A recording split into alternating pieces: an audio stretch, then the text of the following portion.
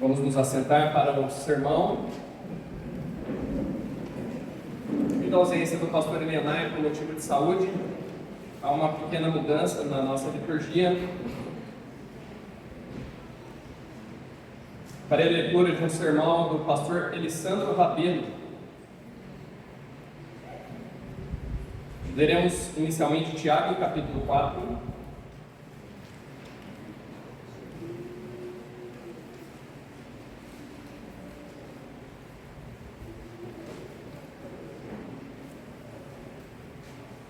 Versos 8 a 10.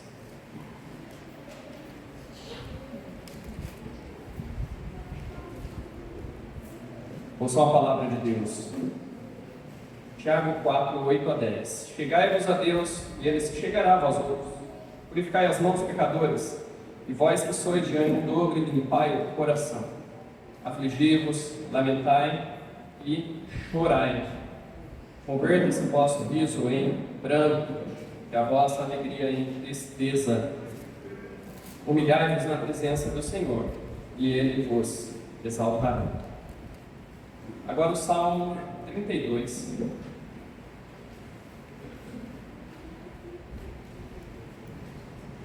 Versos 1 a 2.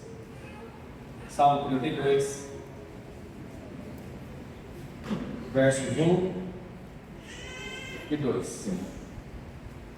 Bem-aventurado aquele cuja iniquidade é perdoada, cujo pecado é coberto.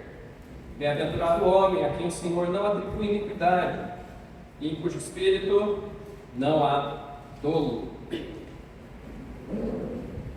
E finalmente vamos ao texto da pregação, em Mateus capítulo 5,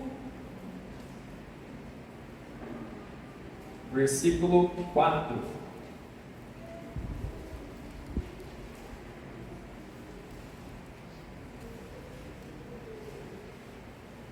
Mateus 5, 4. Bem-aventurados os que choram, porque serão consolados. Vamos orar. Nosso Pai Celestial, a Tua palavra foi lida e será declarada. O fruto só pode vir do Senhor. Por isso pedimos que abra os nossos olhos, abra os nossos ouvidos, nos dê vida verdadeira pela Tua palavra, nos dê compreensão e nos capacite para aplicar a Tua palavra em nossas vidas. Pedimos isso em nome do Senhor Jesus. Amém. Amém. Amada congregação do nosso Senhor Jesus Cristo, na primeira frase dessa segunda bem-aventurança, o nosso Mestre Jesus faz a seguinte afirmação: felizes os que choram. Essa é uma afirmação realmente surpreendente. Crianças, como é que alguém que está triste, alguém que está chorando, pode ser feliz? Para os incrédulos que não conhecem a Deus, essas palavras do Senhor não são apenas estranhas, são até mesmo ridículas. Essas palavras não fazem sentido nenhum. Porque para os incrédulos, não são felizes aqueles que choram, são felizes aqueles que estão sempre sorrindo, aproveitando a vida, se alegrando com os prazeres terrenos dessa vida. Então os incrédulos pensam assim: por que chorar? Por que se entristecer? Não temos tempo para isso, a nossa vida é curta. Vamos comer, vamos beber, vamos nos alegrar, porque amanhã mesmo nós podemos morrer. Então vamos aproveitar. Mas esse pensamento demonstra que o incrédulo vive uma total falta de esperança, falta de consolo em Deus, especialmente quanto ao futuro. Por mais que o incrédulo viva sorrindo, se alegrando, desfrutando as coisas do mundo, ele é na verdade infeliz e miserável. Para ele não há uma bem-aventurança em Cristo, porque a respeito dos incrédulos, o próprio Cristo afirma em Lucas 6:25: ai de vós que agora rides, porque é a vez de lamentar e chorar. Contudo, o Senhor Jesus diz que felizes são os que choram. Mas por que são felizes? O Senhor Jesus explica a razão: porque serão consolados. Jesus dirigiu essas palavras aos seus discípulos e elas têm um significado muito profundo para eles. Jesus está afirmando para a igreja: felizes os que choram, porque serão consolados. O que é que o Senhor quer nos ensinar então com essas palavras? Enquanto os incrédulos não aceitam, não entendem essas palavras, nós, meus irmãos, precisamos compreendê-las, precisamos aplicá-las em nossa vida, porque elas nos foram ditas pelo Senhor Jesus. Então, são de grande importância para a nossa maneira de viver. Como é que nós podemos entender essas palavras, o significado delas? Para entendê-las e para aplicá-las, nós precisamos saber de duas coisas. Primeiro, qual é a motivação desse choro que Jesus está falando? E segundo, qual é esse consolo que está sendo prometido? Vejamos primeiro então a motivação desse choro. Com certeza todos aqui já choraram por alguma coisa na vida. O choro não é um sentimento neutro, ele é uma expressão emocional que se evidencia pelo derramamento de lágrimas. Mas essa expressão, ela é motivada por alguma coisa, algum acontecimento. E muitos são os motivos pelos quais nós já choramos. Já podemos ter chorado de tristeza com a morte de alguém que se foi, com a despedida de alguém que estava indo morar num lugar distante, que ia sair da nossa vida, da nossa rotina. Podemos ter chorado por nossos problemas diversos, como o desemprego, alguma doença, até mesmo por solidão, por saudade, por muitas outras coisas que nos entristecem. Inclusive, nós podemos até ter chorado de alegria também, talvez com o nascimento de uma criança, uma festa de aniversário, uma formatura, um casamento, muitas outras coisas. E a Bíblia ela fala muito sobre o choro, tanto no Antigo como no Novo Testamento. É sempre mostrando que o choro ele é motivado por alguma coisa. Alguns exemplos. Esaú chorou amargamente de raiva, porque o seu irmão Jacó tinha recebido a bênção de Isaac no seu lugar. Já José chorou com grande emoção quando ele viu seus irmãos, quando ele se deu a conhecer a eles no Egito. E Davi chorou com muita tristeza a morte de seu filho Absalão. Já Paulo exorta os crentes a chorar com os que choram, porque isso manifesta o amor fraternal. Aqui em nosso texto, Jesus afirma: felizes os que choram. Qual a motivação desse choro? Esse choro é motivado por algo bem específico. E para a gente descobrir o que é esse algo, nós precisamos olhar o contexto de todas as bem-aventuranças e também da Bíblia como um todo. As bem-aventuranças são dirigidas aos discípulos e apresentam aspectos que são diferentes, mas são inseparáveis da atitude cristã que deve marcar a vida do verdadeiro crente, enquanto ele vive nesse mundo. Atitude essa que manifesta a nossa relação com Deus e com o nosso próximo.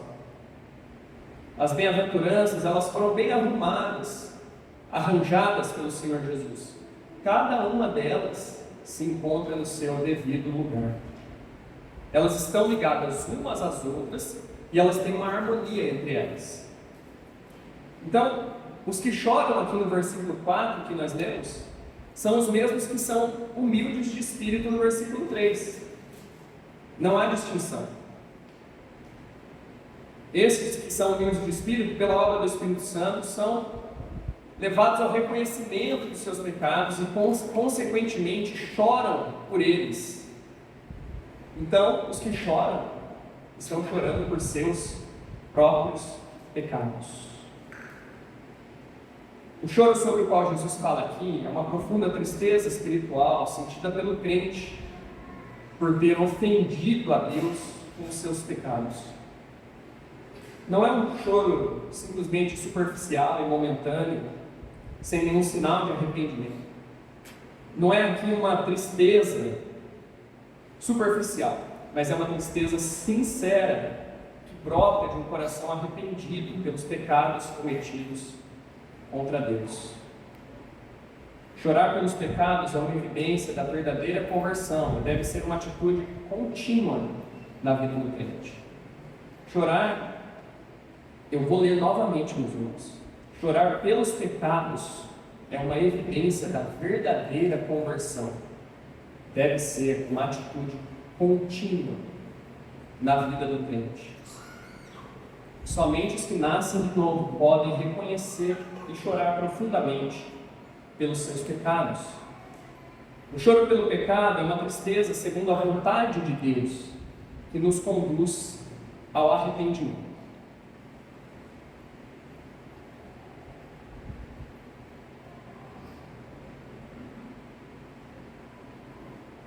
Por outro lado, há uma outra tristeza, que é segundo a vontade do mundo. Paulo fala sobre ela em 2 Coríntios 7,10. O contraste entre essas duas. Que a tristeza segundo Deus produz arrependimento para a salvação, que a ninguém traz pesar. Mas a tristeza do mundo produz morte. Temos dois exemplos dessa verdade na Bíblia. Um positivo e outro negativo. Pedro sentiu tristeza segundo Deus quando ele chorou. Mas e Judas? Judas sentiu remorso. Ele não se arrependeu. Ele foi se enforcar. Por que então, irmãos, nós devemos chorar continuamente pelos nossos pecados? Porque nós ainda somos pecadores. Por isso a Bíblia nos recomenda a ter essa atitude. O apóstolo Tiago, como nós lemos, encoraja os crentes a chorar pelos seus pecados. Vou ler novamente. Chegai-vos a Deus, e Ele se chegará a vós outros. Purificai as mãos, pecadores, e vós que sois de ânimo dobre, limpai o coração. Afligi-vos, lamentai e chorai. Converta-se o vosso riso em pranto, e a vossa alegria em tristeza. Humilhai-vos na presença do Senhor, e Ele vos exaltará. Meus irmãos, embora nós tenhamos sido regenerados, nós ainda temos uma natureza pecaminosa. Portanto, nós pecamos a cada dia. Mas não é pelo fato de nós ainda sermos pecadores que nós vamos então nos contentar, vamos nos alegrar com o pecado, vamos dar lugar ao pecado. Não, pelo contrário. Nós, como crentes que somos, nós vamos nos entristecer com os nossos pecados. Nós vamos fugir dos nossos pecados. Nós vamos odiar os nossos pecados. E isso cada vez mais. E isso de maneira crescente. O crente chora pelo pecado porque ele enxerga o pecado, não com os olhos do mundo, mas com os olhos de Deus. Porque para o mundo é algo divertido, algo normal. Pecar é um divertimento. Os incrédulos, eles brincam de pecar, eles ficam mergulhados no pecado como se tudo estivesse indo bem.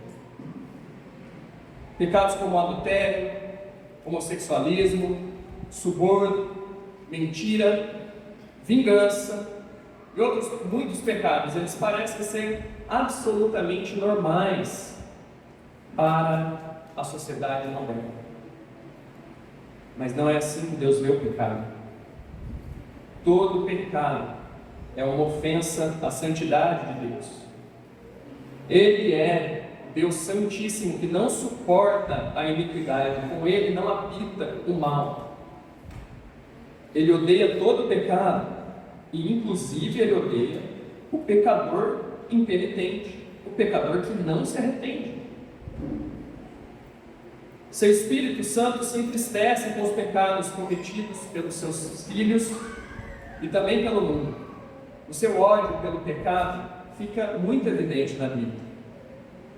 Por exemplo, ele destruiu a humanidade inteira nos dias de Noé, salvando apenas Noé e sua família. E por que ele fez isso? Gênesis 6,5 diz: porque a maldade do homem se havia multiplicado na terra. E por diversas vezes, meus irmãos, Deus castigou o seu próprio povo, Israel. Por quê? Por causa dos seus muitos pecados. Mas você quer ver qual é a maior evidência de como Deus se ira contra o pecado? Ele castigou o seu próprio Filho, desamparando a Jesus na vergonhosa e na maldita cruz do Calvário, derramando sobre ele a sua ira. Por quê? Por causa dos nossos pecados. Então nós que somos filhos de Deus, nós devemos ver o pecado como? Qual é a nossa atitude em relação ao pecado? Nós nos divertimos com o pecado? Ou nós choramos amargamente por causa do pecado? Tendo a consciência do que é o pecado e como Deus enxerga o pecado, nós só podemos nos entristecer com os nossos pecados. E nos entristecer, inclusive, pelos pecados do mundo. Porque nós sabemos, meus irmãos, que toda a miséria que está no mundo é por causa do pecado. Toda a prostituição, toda a idolatria, todo o roubo, toda a violência, todos os outros pecados mostram o desprezo dos homens por Deus e pela sua lei. Se nós amamos a Deus como estamos prontos a dizer com os nossos lábios, nós vamos ter prazer em guardar os mandamentos de Deus. E também nós vamos sentir uma profunda tristeza quando a lei de Deus, que é perfeita e restaura a alma, quando essa lei é transgredida, seja por nós, seja pelos outros. O salmista diz no Salmo 119, 136: torrentes de água nascem dos meus olhos, porque os homens não guardam a tua lei. Então o salmista amava tanto a lei de Deus que ele se entristecia não só pelos seus pecados, mas pelos pecados de todos ao seu redor. E esse deve ser o sentimento do crente que ama a Deus e que ama a sua lei. Ele chora por causa do pecado. O próprio Senhor Jesus chorou pelo pecado. Nós temos isso em duas ocasiões. São as duas ocasiões em que ele chorou. Primeiro, quando ele estava diante do túmulo de Lázaro, em João 11:35. Mas não pense, meu irmão, que ele chorou porque Lázaro tinha morrido, porque ele sabia o que ele tinha ido lá fazer. Ele tinha ido lá ressuscitar Lázaro. Mas ele chora porque ele está diante daquela que é a consequência terrível do pecado, a morte. Não houvesse pecado, não haveria morte. A segunda situação é em Lucas 19, versículos 41 a 44, onde ele chora diante da cidade de Jerusalém, por causa do sofrimento que viria sobre ela. Sofrimento por quê? Por causa do terrível pecado de terem rejeitado ao Senhor Jesus como o Cristo prometido. E esse mesmo que chorou pelos pecados é também o mesmo que proferiu as palavras do nosso texto: felizes os que choram. E ele ainda acrescenta a promessa: porque eles serão consolados. Então essa é a razão da felicidade daqueles que choram por causa dos pecados. Isso nos leva então ao segundo ponto, é o consolo para os que choram por seus pecados. Qual é esse consolo que Jesus promete aos que choram pelos seus pecados?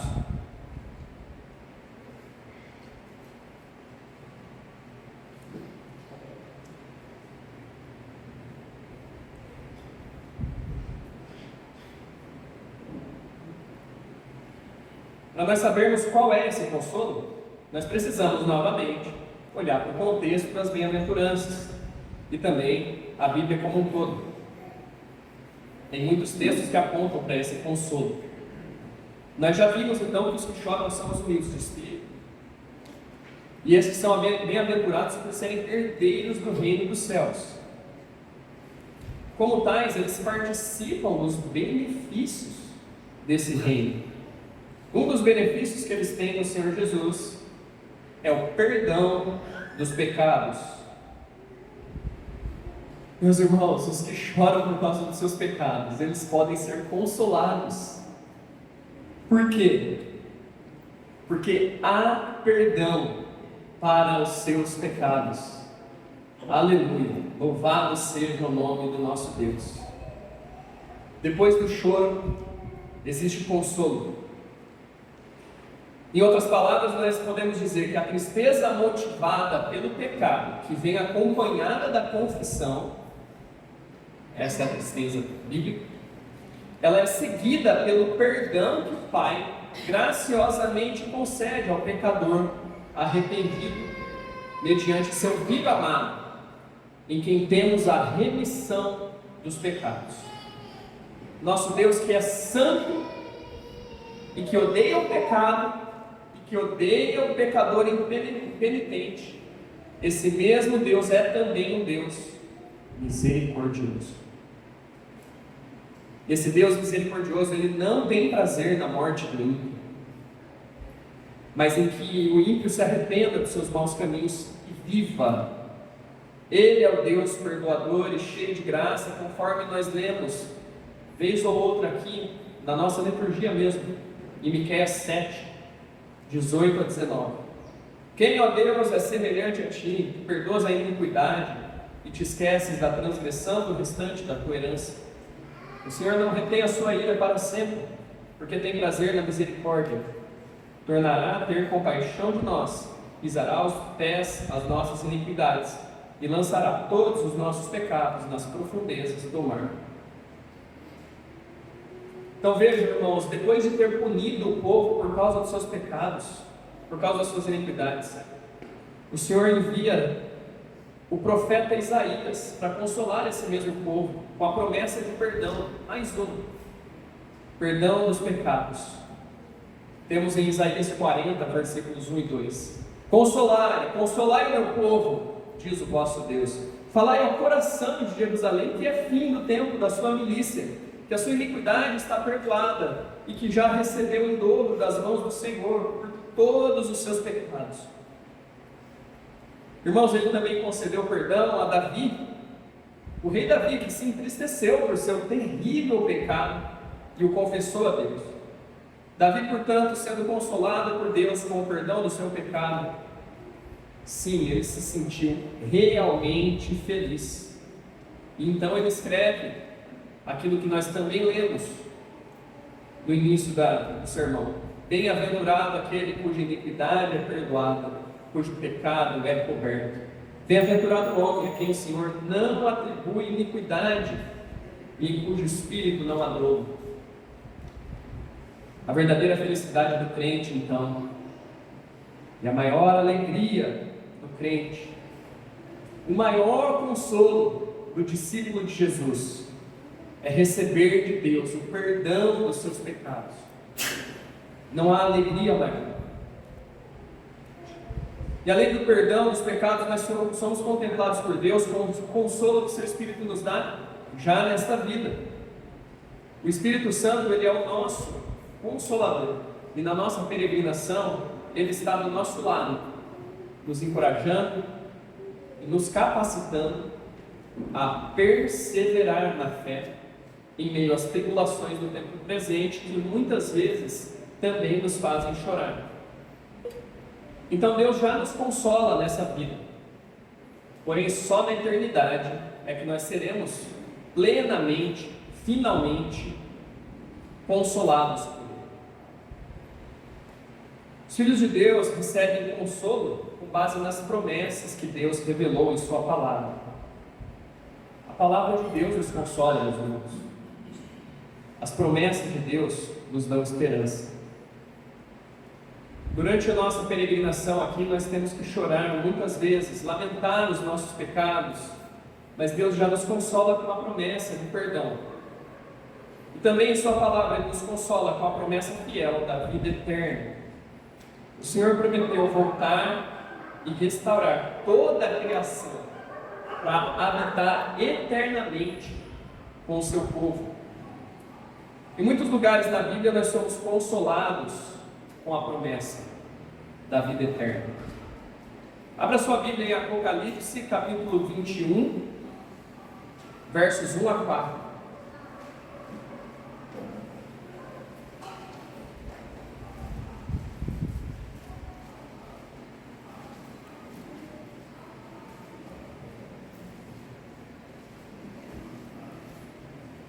Apocalipse 21, 1 a 4. Vi novo céu e nova terra, pois o primeiro céu e a primeira terra passaram, e o mar já não existe. Vi também a cidade santa, a nova Jerusalém, que descia do céu da parte de Deus, ataviada como noiva, adornada para seu esposo. Então ouvi grande voz vinda do trono, dizendo: Eis o tabernáculo de Deus com os homens, Deus habitará com eles. Eles serão povos de Deus, e Deus mesmo estará com eles, e lhes enxugará dos olhos toda a lágrima, e a morte já não existirá, já não haverá luto, nem pranto, nem dor, porque as primeiras coisas passaram. Meus irmãos, na eternidade, nós estaremos para sempre com o Senhor. Nós não mais teremos que chorar por causa do pecado, porque não existirá mais pecado. E também as aflições do tempo presente, que nem se comparam com a glória que há de vir, se acabarão todas. Só haverá alegria, paz e eterno consolo para o povo de Deus. Felizes os que choram, porque serão consolados. Essas palavras, meus irmãos, são palavras de grande importância para os filhos de Deus, para os herdeiros do seu reino. Os que choram por seus pecados agora são perdoados por Deus e serão, enfim, plenamente consolados por Ele na eternidade, pois Deus mesmo estará com eles e lhes enxugará dos olhos toda a lágrima. Mas há aqui também um aviso. Aqueles que agora riem, aqueles que agora se divertem, aqueles que agora desfrutam do pecado como se fosse uma coisa divertida e agradável, se não se arrependerem, para estes não há consolo da parte de Deus. Pelo contrário, eles haverão de lamentar e chorar por toda a eternidade no inferno. É um lugar de tormentos, um lugar onde só haverá choro e ranger de dentes. Mas o Evangelho nos mostra que ainda resta tempo. Eis o momento oportuno da salvação. Cristo está chamando agora mesmo pecadores ao arrependimento para a vida. E Cristo disse: reconheçam os seus pecados, chorem por seus pecados, abandonem os seus pecados e venham a mim, pois eu posso lhes dar de graça o consolo com o perdão dos pecados e com a vida eterna. Em Cristo, e somente em Cristo, há consolo, há esperança para o pecador arrependido, que chora amargamente por seus pecados. É o próprio Senhor Jesus que nos promete: felizes os que choram, porque serão consolados. Amém. Amém.